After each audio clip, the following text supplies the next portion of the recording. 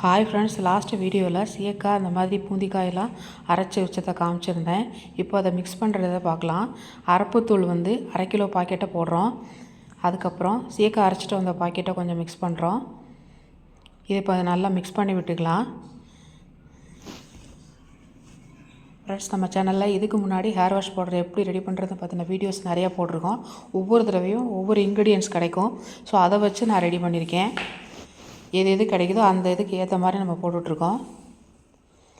இப்போது அந்த பொடுதாலைன்னு சொல்லி ஒரு பொடி கிடச்சிது இந்த தடவை. அது வெள்ளை கரிசலாங்கண்ணி பொடி.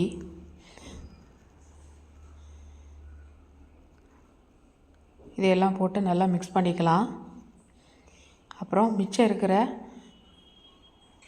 சீயக்காய் பொடியையும் சேர்த்து நல்லா மிக்ஸ் பண்ணி விட்டுக்கலாம்.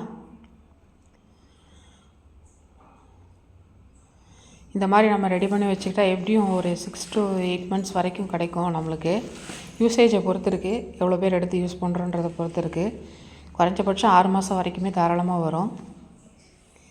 இதையும் நல்லா மிக்ஸ் பண்ணி விட்டுட்டு மிச்சம் இருக்கிற அரப்பு பொடி 1/2 பாக்கெட் இருக்கு இல்லையா, அதையும் போட்டாச்சு.